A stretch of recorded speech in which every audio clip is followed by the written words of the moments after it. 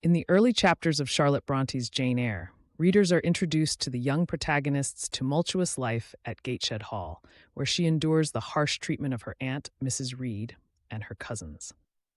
Chapters 2 and 3 delve deeper into Jane's struggles and her resilient spirit, highlighting themes of oppression, social class, and the quest for identity. As Jane is confined to the ominous Red Room, Bronte masterfully uses symbolism and vivid imagery to convey Jane's inner turmoil and her longing for autonomy.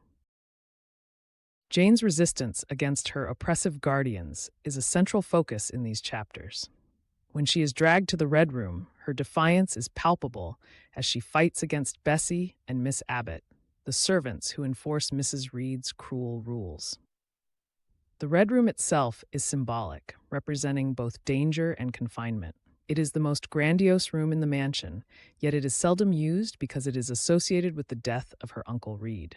This room becomes a physical manifestation of Jane's feelings of entrapment and her fear of punishment. Her imaginative comparison of herself to a tiny phantom, half fairy, half imp, underscores her sense of otherness and her struggle to find her place within the Reed household. The encounter in the Red Room also reveals significant aspects of Jane's character. Her vivid imagination leads her to believe that her uncle might return to avenge her, blending reality with fantasy. This moment not only highlights Jane's vulnerability, but also her ability to create narratives to make sense of her suffering. The supernatural overtones foreshadow future events in the novel, hinting at the profound changes that lie ahead for Jane.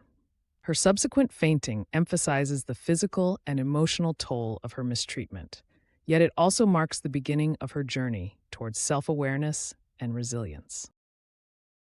As Jane recovers, the contrast between her harsh experiences and the moments of kindness from Bessie and Mr. Lloyd becomes evident. Bessie's gentle comfort and the apothecary's suggestion that Jane be sent to school introduce a glimmer of hope and the possibility of escape from her oppressive environment.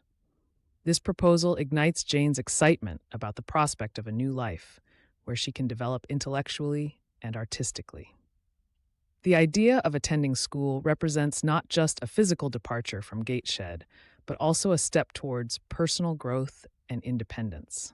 It is through this opportunity that Jane begins to envision a future beyond the limited and restrictive world imposed by Mrs. Reed. Furthermore, the revelation of Jane's family history adds depth to her character and explains the origins of her current predicament. Learning about her parents' modest background and her father's respectable position as a clergyman challenges the Reed family's disdain for her. This backstory illuminates Jane's inherent worth and the unjust nature of her treatment, reinforcing the novel's critique of social class and the arbitrary nature of societal hierarchy. Jane's awareness of her lineage empowers her to recognize that her value is not diminished by her aunt's prejudice, laying the groundwork for her eventual quest for self-respect and equality.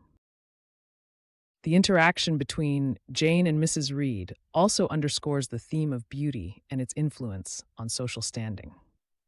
Miss Abbott's derogatory remarks about Jane's appearance highlight the superficial judgments that govern the Reed household.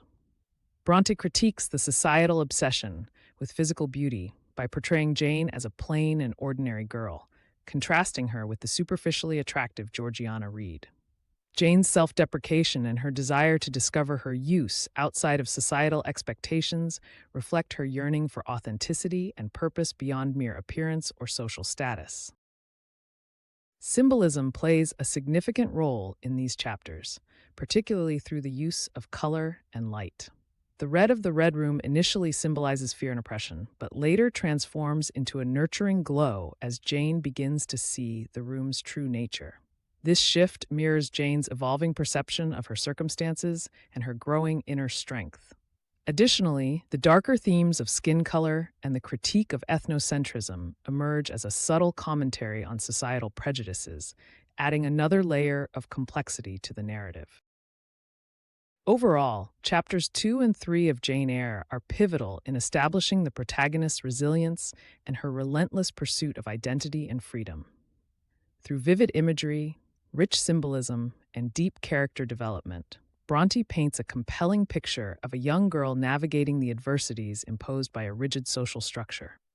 Jane's journey from oppression to the hope of education and self-discovery sets the stage for her eventual transformation and the enduring appeal of Bronte's timeless heroine. That wraps up today's Bookly Crash Course.